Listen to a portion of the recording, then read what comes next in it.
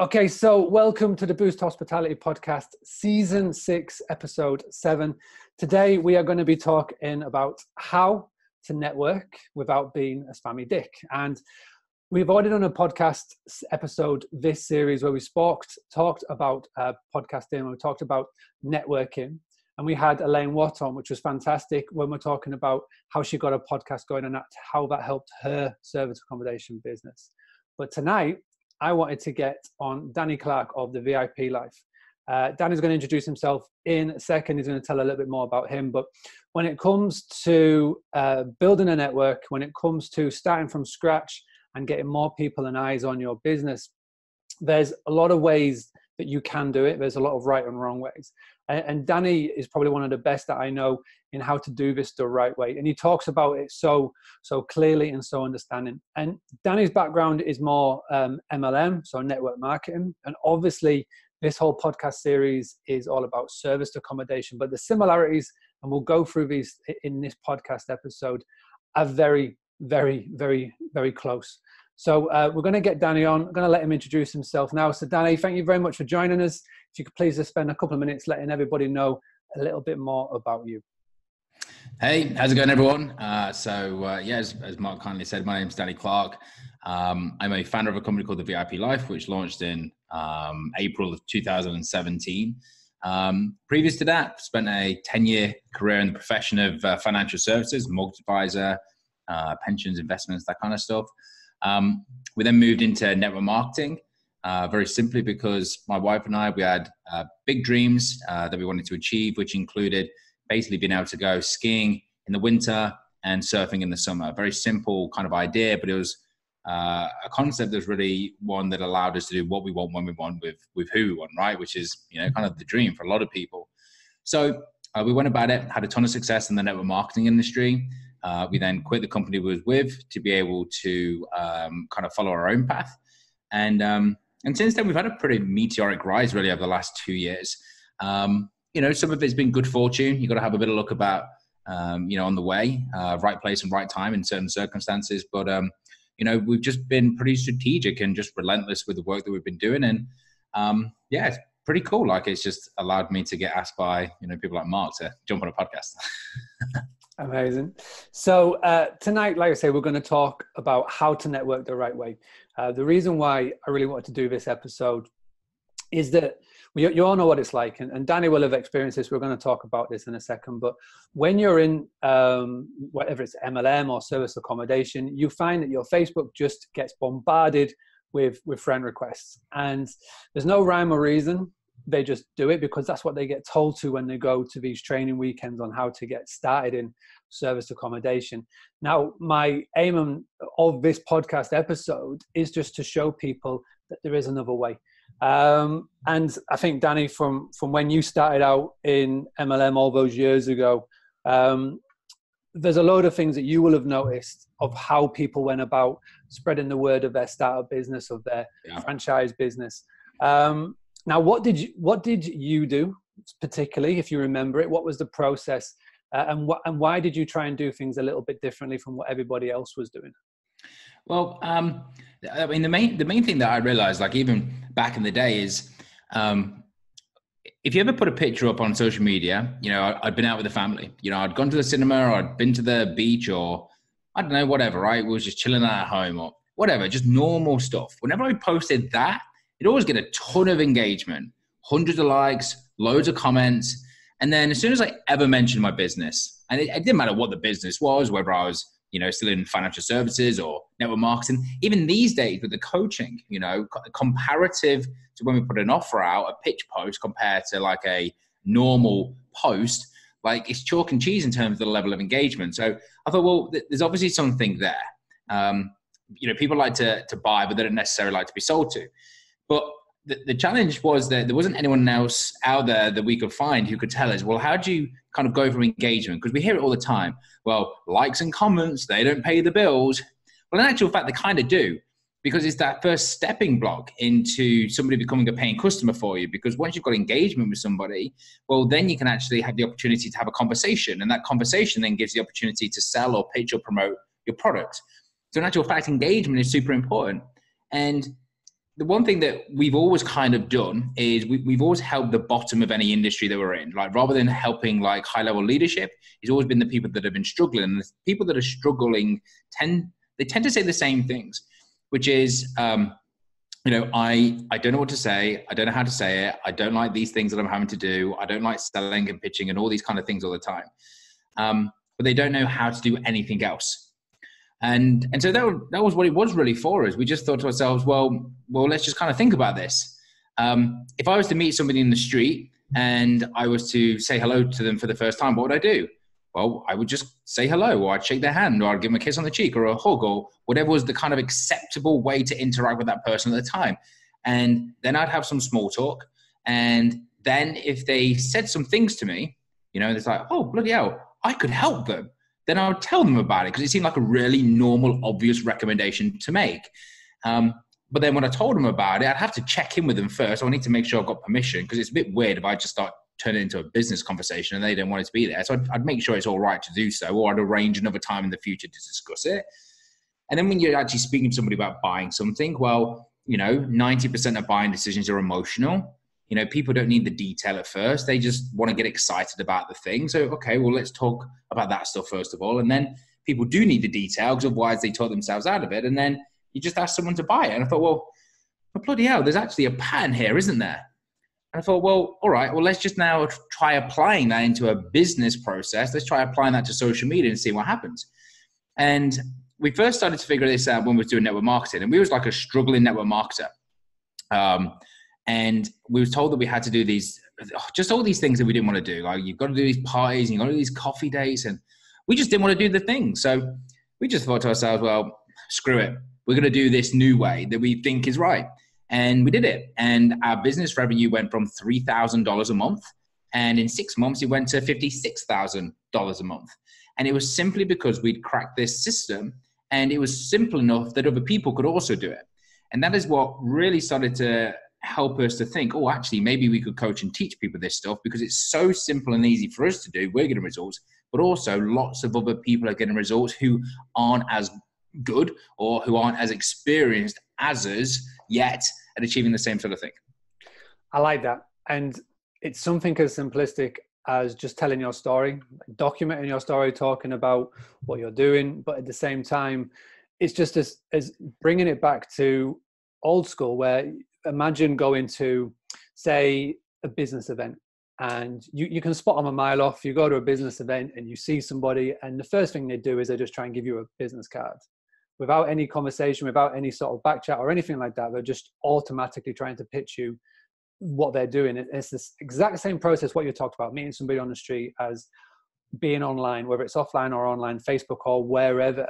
There's definitely a big takeaway there. Now, obviously, you're talking about a network marketing sort of background, but if you sort of flip that to service accommodation, for example, just to fill it in, anybody who doesn't know what service accommodation is, when you start out, there's either two ways that you go down. Is you go straight in it with your own money, and you plow it into getting hold of these properties, doing it up, and then getting people rented, or you need to network to find people that are going to come on board and be investors with you. And this is what a lot of people do. They go down the second route because maybe the funds aren't there when you're first starting out. And you see it so many. My inbox is just full of it now, just saying, hey, I'm looking to connect. I see you're in the service accommodation groups or whatever. Find out more. And it's just straight into it, where if you just sort of take a step back, try and have a conversation, see if you get along, and then, like you say, find out what the problems are. And if you can honestly match the problems with a need, you'll do so well. Yeah. Okay, so you've obviously done this for a long, long time. Like you say, you're now coaching people on how to do this. What would you say is the one biggest mistake that you see people make time and time and time again when they're looking to get out, launch the business, and build a network? What is the thing that people get wrong? It's difficult, because people do get things wrong, but they kind of need to as well. There's nothing wrong with making mistakes. Like, as long as you're doing something, especially in the beginning, certainly in my experience, like making the mistakes, getting things wrong have helped me. As long as there's periods in your business where you kind of take the time to kind of reflect and see, and, kind of ask yourself the question, is this working? Is this not? If it's working, okay, cool, let's do more of that. It's not working, all right, well, let's stop doing that. Let's try and, find another way to win. So there's nothing wrong with making mistakes, but the challenge really when getting started in any business is that the longer and longer this industry, and when I say this industry, it doesn't matter whether it's service accommodation, it doesn't matter whether you're a coach or an entrepreneur, traditional business, it doesn't matter. It's all moving in the same direction, which is playing the long game. And the reason why it's just sticking around that long-term approach is because, well, so many people are now doing it.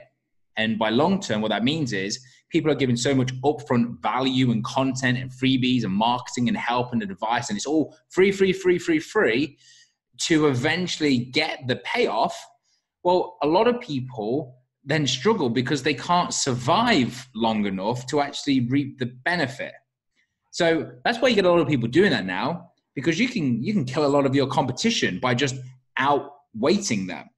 You get companies like Netflix, they don't even turn a profit for years and years and years and years. They just take huge losses because they know at year 10 that they're going to bank because everyone else has crumbled and died. So how do you kind of like figure out this beginning bit? Like if people are making mistakes and stuff, like what's the key thing to do? You need to have a balance between building long-term relationships, but also getting short-term wins. And, my wife, Liz, she thinks I'm crazy. Like, our business is doing really well. Like revenue, again, we're up about 40% on last year almost. Like things are great. However, we're still in survival mode. There's still every opportunity. If we hit 3 months where it was bad or something went wrong, we'd be in the shit and we'd be having to make big changes to survive. Like we still aren't in a position where we're not surviving. So the mistake that people make is one of two things. Number one, they're too short-sighted to be able to see what can happen and the opportunity that's available to them long-term. Then the flip of that, they're too long-sighted to actually start making those necessary small victories and wins that they need to survive. And I think how I would address that is a lot of people in the beginning, they value their time too much. And what I mean by that is they think, you know what? I'm not prepared to spend an extra 20 minutes with that person. I don't need to do that. Or I'm not prepared to jump on that phone call. Or I'm not going to go to that extra networking meeting or whatever, right? We've all kind of been there. There's stuff that we don't want to do. And when you neglect those things, like that's what really starts to hinder you eventually. And I'll say that's the biggest thing. Like, beggars can't be choosers, especially in the beginning. So I think that's a mistake to avoid. Fail, make mistakes, but don't be so short-sighted that you're missing out on opportunities, because there's opportunity in everything. I could speak to somebody and get paid, just say 50 quid, right? It's not worth my time, but all right, how can I make it worth my time? What can that 50 quid turn into? Where does that network go? What other opportunities can I get off the back of it? If I help that person, who else can I help that they know? Maybe there's a product that I can upsell them into. So it's trying to look at the bigger picture in all areas to maximize those potential opportunities, if that makes sense. You're 100% right. You never know what the outcome of doing something so little would be. Yeah. And to tell a story of my own personal experience, when I first started out, I got invited to do a workshop for maybe 6 people from the local. It was like a local support group for businesses in the Scarborough area. I had to go out of my time to go and get there. It was an evening where could have been doing something with the wife and kids, but sorted it with Laura. Went to it. It's like 6 people turned up. It was good experience, but the offshot of that further down the line is somebody at that meeting was a part of the local university, and they had just been given a big grant to help businesses in the North Yorkshire area, and they were looking for trainers to come and work at these workshops, and they put my name forward. And I would never ever have eventually gone to that meeting with the university to get the job, to then being offered a contract which set us up for the next 18 months while I was still finding the feet, just from going to that one little thing. And everybody watching this now will have their own little story like this. I'm sure you have your story or something like that, but that's really good advice. not just for service accommodation, not just for any network marketers that may be watching or listening this back, hospitality owners, any business owners, long-term relationships, long-term thinking with the short-term wins to, like you say, to keep you going. Yeah. And I think there's a key thing, Mark, if I can, just to add on to that. And this is what most people don't think about. Like, a business has three parts. You have to find and attract people, your target market, and solving their problems. You need to have a way to convert them so they buy the thing. And then on the back end, although it's not just a back end thing, it's retention, it's community, especially for these guys in the service industries. It's the same as network marketing. Like, network marketing is just a community game. It's just building a big community of people, a volunteer army. And in many ways, that's what you're doing when you're a owner of a hotel. You're dealing with big groups of people and you want them to keep coming back. How do they come back? Why do they come back? They come back because of the community. They come back because they love it. They come back because of the attention to detail. They come back because you help them. You go above and beyond. It isn't to do with the price. Price is to a degree important. Value is more important than price, without kind of having to go down that route of having to explain the difference between the two. Hopefully, I'm sure you guys get this already. Yeah. But that point of community, and community is key. It's like, where do you go shopping? Do you like big shop, Mark? What supermarket do you go to? At the moment, because it's closest, Lidl. Okay. So when you go to Lidl, there's probably certain feelings that you have. It'll be either, do you know what, I'm saving money, or actually I like how it works to shop. I like the parking. I like the people. You have some people who are from lower incomes. We have some people from higher incomes who are saving money, but we're all kind of here together. Like, there's an aspect of that shop that you like and feel comfortable at, right? Yeah. Which is why you keep going back again and again and again. It's like, some people go to Waitrose. They go to Waitrose because it makes them feel good. Some people go to Morrison's because they like the people in there. The point is, right, the product in all of them is pretty much the same. Audi and Waitrose, there's a different price point. I'm pretty certain that it's pretty much the same product most of the time. But the thing that makes people come back is the community. It's the other things around it. It's the quality of the tarmac in the car park. It's the person in the penny.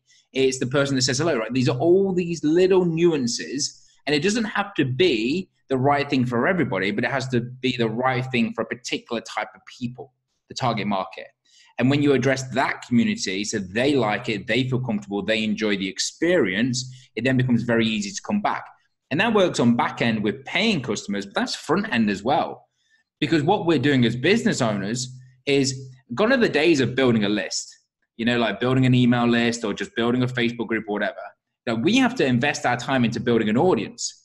And an audience is active, they're engaged, it's tribal. The audience, it's almost like a tribe mentality of, rather than it just being me to them and them to me, it's these guys talking to each other. It's creating space so they can have discussions around topics. If I run a hotel in Scarborough, well, I'll tell you what, if I create a things to do in Scarborough Facebook community, well, all of a sudden I'm becoming a go-to expert in that local community. And I've got all these different people that come to Scarborough asking questions. Well, guess what? If I'm answering their questions and then they go, well, where should we go and book our accommodation? Well, you should probably go to this place. Of course. And what's going to happen? All these people in this group, they're going to say, this person, Johnny, he's such a nice guy. He gives us all help and information. He tells us where to ride the donkeys. He tells us where the best ice cream is, the best fish and chips. And his hotel, it's amazing. It's really well priced, right? You get the idea. It's community again. It's that front end community which builds into the audience, which then pushes more people, more volume through into those systems that you should have in place. I like how you're talking about building a community, building the audience, because one thing that I've noticed that you do better than most is building that audience, building that community. And I saw a post from you maybe start of this year, 2019, talking about your trifecta system. Yeah. Really, really well put together, really nicely explained. And the good thing is it doesn't take a lot of time in the day to do it. So I thought it'd be really handy if you could explain to everybody watching now a little bit more about the trifecta system, how it works and what you do to make it work. So basically the trifecta system is in reference to the three main social media platforms, which is Instagram, Facebook, and LinkedIn. Now, you don't have to be on every single one, but if you are going to be on them, it kind of makes sense for you to understand what what they're actually going to do to benefit your system. So generally speaking, Instagram is very much an engagement platform. It's about meeting people, a virtual handshake. There's nothing more to it. There's no depth of conversation. You're not building community there. You're building interaction. You're building people to say hello. And as soon as they've said hello, you want to be sending them elsewhere. You want to be sending them to a list or to a website or to a messenger bot or to an email or to a video sequence or to a community group or whatever it might be. We want to find them and get them off the platform. Facebook, and especially with the updates from last year with F8, I think it was last year, maybe earlier this year, their big focus is community. So community is nurturing. Community is building the relationship. LinkedIn, it's just pure business. You can just get people to buy something very, very quickly. However, if you just have each one individually, let's say, for example, LinkedIn, it's more business focused. But if you just go onto LinkedIn and you haven't done any relationship building anywhere else and you haven't built your reputation and therefore you don't do any building of a relationship on LinkedIn, you just go pure selling, it ain't going to work. So what happens with this trifecta system, if you are looking to use all three platforms, it doesn't have to be these three platforms. Essentially, it's all about having 3 steps. It could be that you have Instagram. Instagram, you engage with them. One of the systems that we teach for Instagram, we call it 5, 4, 3, 2, 1. So 5 times a day, you follow somebody new. 4 times a day, you go and engage on content of an influencer in your market space. 3 times a day, you send a direct message to people that have engaged with your content. Twice a day, you do a story. Once a day, you post to your grid. If you were to follow that strategy, for example, you could then be sending people to your Facebook profile, right? Because that's where you want the relationship to develop, because perhaps the content there is a little bit more in depth. Perhaps you are using on your Facebook page, maybe some sort of ad campaign at that point, or like a retargeting strategy or something like that.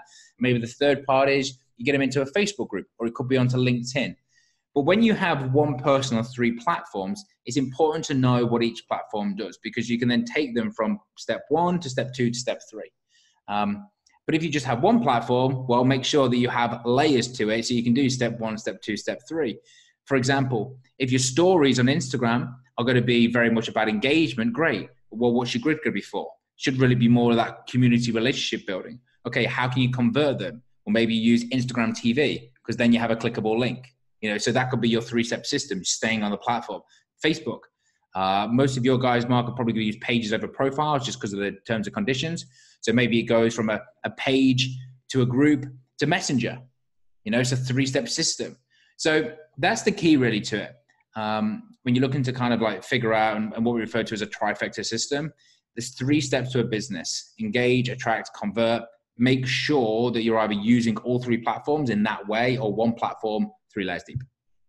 I like that. And that was a lot to take on board, whether you're watching or listening to back. I will make sure in the show notes or later on somewhere online, I will point you to that blog piece, that article that I read, which lays it out really clearly so you can actually put a plan together, putting it into practice. So we talked about mistakes. We talked about learning from mistakes. Yeah. But I'd be interested to know, when you left your network marketing company that you were part of, and you then decided to go off and coach and start a coaching company, from the process of, say, 2-3 years ago to where you are now, yeah, what has been your favorite failure that you've learned from and you've grown from? So it's interesting because you sent me this question beforehand, mm-hmm. and I had a real tough time answering it, because I don't think that I failed yet. Because, and it's kind of like a deep subject, but whatever, fuck it, I'm going to tell the story. So December 7th, 2016 was the day that I wanted to kill myself. All right. And it took me a long time to get to that point. And I'd gone through like a number of challenges, a number of like dark periods, a number of mistakes and errors, and just, it was a hard period in my life. Yeah, I'm sure people go through much worse, but that was my story that got me to that point. And what happened was, because it was incremental, it wasn't like one day I woke up and it was like an emotional reaction. Oh God, I can't take it anymore. I'm going to like do this stupid thing. It was a very calculated, logical decision, because I just creeped nearer and nearer and nearer and nearer and nearer to making the decision. So I woke up on that day And it was such a logical thing to do. I was even trying to work out what was the best time of the day to do it. I was thinking, well, I've got to get the kids to school. And then I was even thinking I've got to finish off some work stuff. And then I'll probably do it in the afternoon. And then as soon as I realized, I thought, shit, God, I am so accepting of this. And then it just hit me like a ton of bricks, because I never actually attempted to do it. But it was that thought, it was that acceptance that I was happy to do it. And it hit me. And I was fortunate because I've got a very loving wife, and she heard me and, kind of had the breakdown and the sobs and the, whatever. And said, right, Dan, you've got to go to the doctors. So I went to the doctors, and doctor said, you've got to take, antidepressants, you've got to have the counseling. I said, look, I don't need those things. I said, I know why I'm unhappy. I said, I'm unhappy because I'm not living the life that I want to live, because I was doing things that I didn't want to do. I was having to behave and act and be a certain person that I didn't want to be anymore. And I just got to that point, and I remember saying to the GP, I said, no, I don't need anything. But from right now, this is the point where I'm going to say, fuck it. And I'm just going to go for it. I'm going to stop holding back. I'm going to stop playing small. And I'm going to stop being a yes man to the wrong people. And I'm going to back myself. That afternoon, I joined a Facebook group, which was Coffee with Dan, which is where we met. Yeah. And that was when I made the decision that I'm now going to start my next phase of my life, which was, for many, many years, I'd always wanted to help people, had this real desire, like this burning passion inside of me that I wanted to help people. And I thought, John, I'm going to follow that. And so the next day, I basically told my clients, said, I'm going on a 28-day leave of absence from mortgages. Look, I'll help you if you need some help, but I'm basically not working. And the reason I did that is I gave myself 28 days to set up a coaching business. And I did. And then it kind of went from there. So when I now think about failing, like I failed as much as I possibly could without ending everything and making the most stupid decision that I could have ever possibly made. So now there's no fear there. There's only love, because nothing can really go wrong. There isn't anything that can ever fail in my life. If something goes wrong, it's awesome. I love it. I love things not working out the way they should, because it's the periods of my life where I grow the most, where I learn the most about myself, or I learn the most about people who are around me, and whether I should then keep them or not keep them in my inner circle or in my world or a part of my team or a part of my company or one of my clients or a friendship or whatever it might be. So my favorite failure, in answer to the question, there isn't one. And there won't ever be one, as far as I'm concerned, until the day that I decide to quit. But then even that, if it's the right thing for me to do, if it's not failure, if it's taking me closer to where I want to get to, which for me, it's happiness and freedom. That's the thing. Every single day I ask myself a question. Is this taking me closer to happiness or further away? If it takes me closer, I do it. If it takes me further away, I stop doing it. And then I ask a second question. Do I feel like I have more freedom now because of that? If I do, yes, great. I make sure I keep doing it. If I don't, I question it. Okay, well, maybe I need to look at a different way to do this. And that's it. It's very simple the way I live my life. Freedom and happiness. Should have just dropped the mic. I should just end this. That was an amazing answer. I never knew that. And thank you for sharing that. Fuck. I thought you didn't know that story. No, mate. Never. Amazing. Unreal. And what a fantastic answer. All right. Let's just try and bring it back to the networking bit, because that is what this podcast is meant to be about. And it's sort of tangent and gone over so many different ways. And there's so many people that I know will get a lot from this. And I will make sure that we send links to where people can go to find out more about you afterwards. But one thing I really want to talk about is you do a phenomenal job with connecting to people that some may say are higher than you in the food chain. Now, I don't know if this is natural or this is planned, if you've got people that you specifically set out to connect with, but do you have a method? Is it a tactic, or is it literally just a case of, I like the look of you, I want to get in touch with you? Just walk us through that. So first of all, I have no pre-planned tactics or anything to reach out to particular people to achieve a particular result, I suppose. Yeah. If anything, it's probably a skill that I lack. I'm very introverted by nature.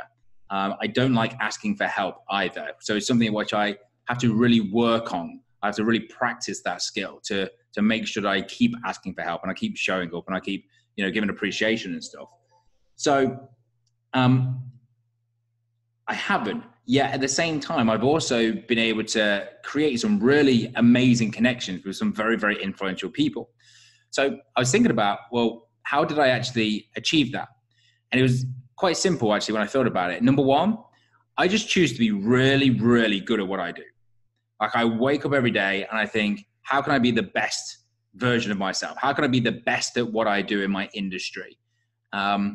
And I know what that looks like, and I strive for it every single day. So that's the first thing. I show up, and I take on challenges. I accept responsibility. I do the work. I step up, and I help people to my absolute maximum potential that I can. And I think that's so important. You know, if you want to be the best or achieve the best for yourself, well, then you've got to do the best that you possibly can. And that's all you can do, really. You know, it doesn't have to be anything more than that. It just could be the best that you can do. And that's always enough. But then the second thing was, well, how have I actually got these opportunities? So I've been good. So I put myself in a great position to take advantage of opportunities. And that's the second thing. When an opportunity comes, you got to take it, because opportunities do keep coming again and again and again. But if you just keep neglecting them, or you don't go for it because of fear of failure or going wrong, then, you know, you're missing out on some mega stuff. Because when opportunities come, it presents a really great chance in your life to test yourself and to see how good you are and to see what goes next and to elevate your life in different ways. And so when an opportunity comes, take it. You got to grab it with both hands, you know, and you can't let go of it. You can't dip your toe into an opportunity and, oh, I'll see how it goes. All in. There's two examples in particular. I was 1 year into my coaching business, and I was a complete outsider. Nobody knew me in the industry, really, apart from our very niche client group. But we got to speak, I say on stage, it was actually invited to his house, the number one trainer, like the top guy who has been for years. We got invited as one of the top 5 coaches in the world to speak at that event. And the way that we did so was, first of all, I knew that he was looking for people for something. And so I ran a campaign. I did it for a week long, every day. I'm on Facebook. I'm tagging him in posts. I'm telling him that, you know, our clients have got something to tell him. I'm asking my clients. I'm helping them. I'm reaching out to them. And we're getting attention. And that's what a lot of it is. To be able to get somebody who is further ahead than you, you need to be able to get their attention. There's 2 ways to get someone's attention. You either give them money, or the second thing is you give them something to give a shit about. And when you give them attention, it gives them the possibility of them having some kind of rub back from you, if that makes sense. Mm-hmm. So that was one story. That was with a guy called Eric Worre, who was like a leading trainer. The second one is more recent. I actually think his son might be watching this on Facebook. So there's a guy called Tom Chanel, and I didn't actually know this, but he was a very big part of a company called ANMP, which is Association of Network Marketing Professionals. And I just liked him. Like, he just seems like a cool dude. Like, he's older. I'm not sure how old he is. I'm assuming he's probably in his like late 50s, 60s. I don't know. But he says on his Facebook, he says all the time, call me. And so I did. I kept calling him, but he wouldn't answer the phone.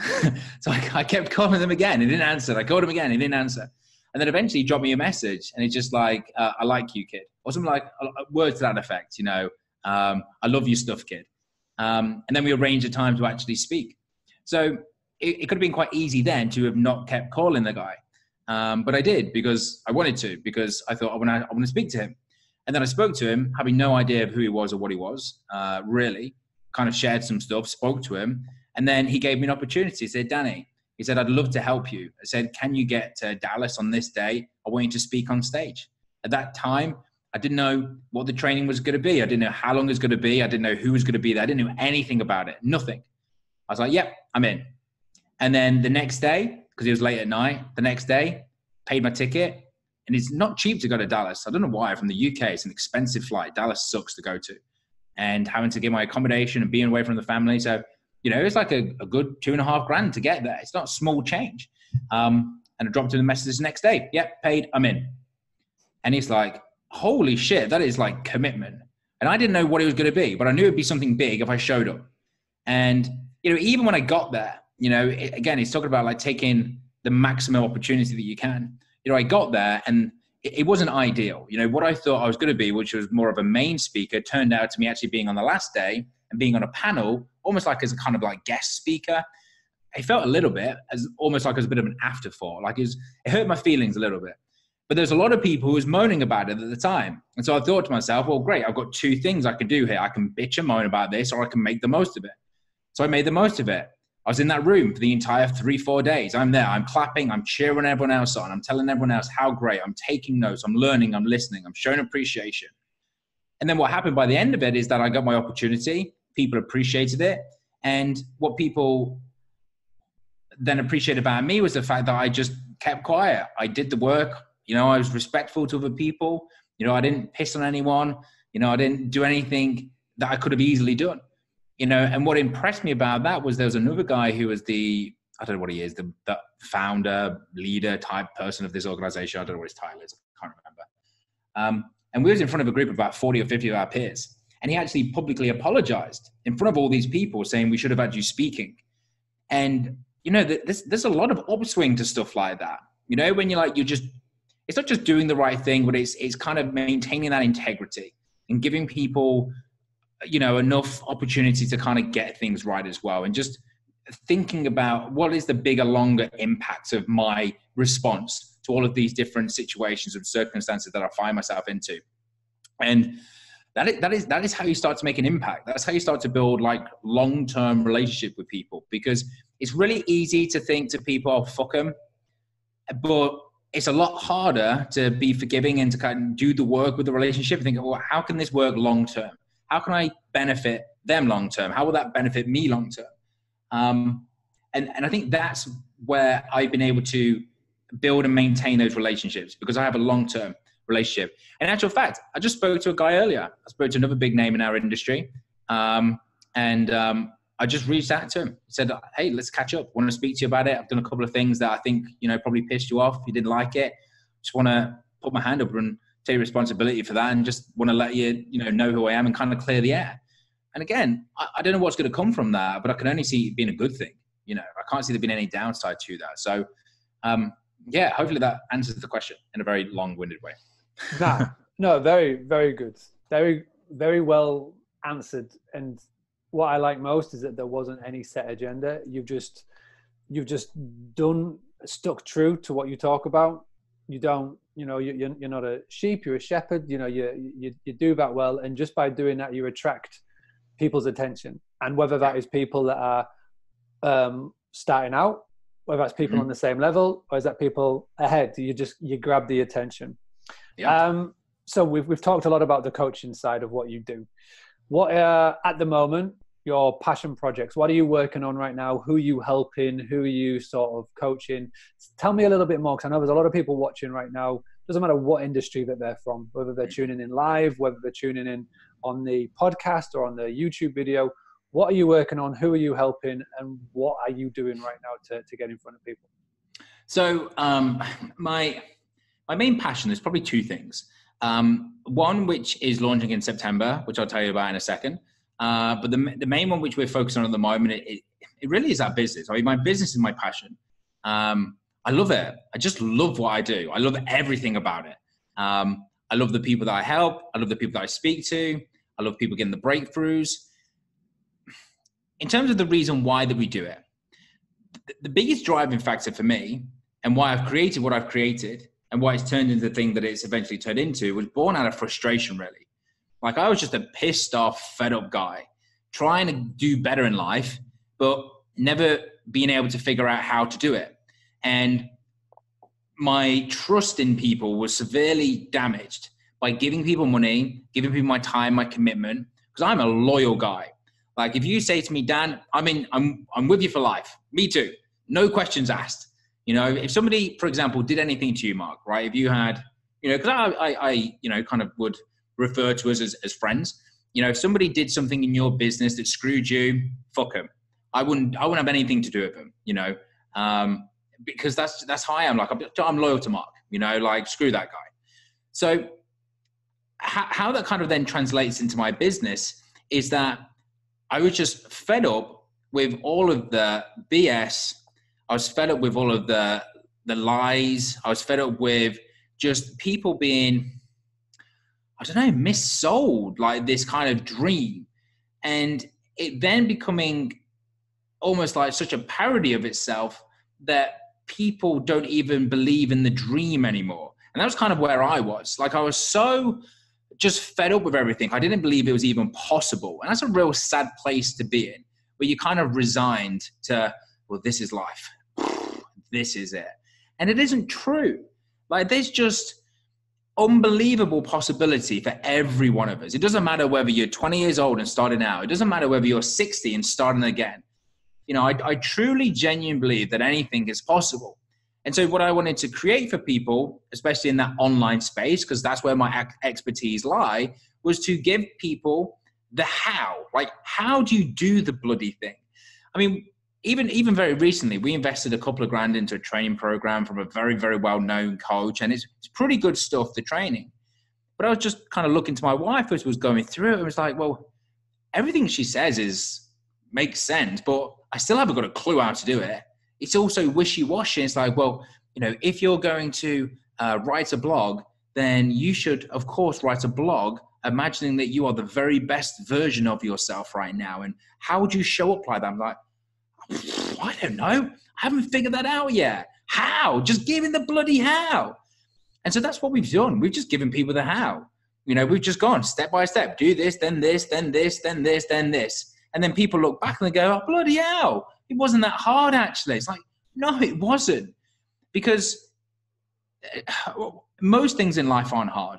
We make them hard. Like, we overcomplicate the shit out of the most things that we do. Like, we are weird, stupid things, humans. Like, we make life miserable. We love to suffer. But in actual fact, there's just ways that you can get around it. You know, it's like whenever you're building a business, it's like with social media, for example. You know, there are just certain systems to follow. And once you follow them, you get better results. You know, it's like when you're a kid, you do paint by numbers. You know, if you color in within the lines, you do the right colors for the right number, guess what? You get a better picture. Same is true for when you're building a business. But it's just that as we get older, the truth is that most people don't know the how, because either A, they never learned it themselves, or B, they just don't care enough to invest in the time, or C, well, they've just not yet had the opportunity to figure it out. And we have. And so that's what we do. We're just in the trenches with people, testing, tweaking, making mistakes, figuring stuff out, showing you how to do it. And so that's what it is. We show people how to build an online business, and then we give them everything they need to build it. I like that. So someone wants help building a business, doesn't matter whether it's service, hospitality, network marketing, e-commerce, whatever, where do they go? Mm-hmm. So multiple things they can do. They can head to our website, jointhevip.co.uk. They can reach out just to me directly on Facebook, my personal profile, Danny Clarke, or my Instagram. You can reach me at Danny Clarke Official, because, you know, I'm all like Billy Big Time these days, being all official on Instagram. Amazing. I've seen you've gone big on the Instagram recently, doing some good stuff. All right. Yeah. I just want to say thank you very much for that tonight. And I really hope, it doesn't matter what industry you're in right now. I really hope that you watch this, digest it, read the trifecta system, take on board what he's saying. And next time you're looking to potentially network with somebody, doesn't matter whether they are on the same level or ahead of you, take on board the advice. Don't just go spam and just bombard them with a sales pitch. Actually try and get to know them and see if you're going to be potentially to work together. Please go and check out Danny's profile, his Facebook group. Go check out the website. Go check out the trifecta system. But I just want to say thank you very much to everybody that has tuned in to this episode. This has been a recording of the Boost Hospitality podcast. This is season 6, episode 7. If this is the first time that you've tuned into this, then you've got a lot of episodes to go back on. You can go get the full back catalogue at boosted.co.uk/podcast. It's available on iTunes. It's available on all of the places that you can potentially listen to a podcast now, even Spotify. So this morning, My son Alfie, 6-year-old, was chatting to Alexa. Next thing I know, I'm on Alexa, which is pretty cool. So before you leave us today, head to iTunes and go and leave us one of those lovely little reviews, just so more people can see and hear about this. But thank you very much, Danny. Thank you very much, everybody, for tuning in. And we will see you again very soon for episode number 8. All right.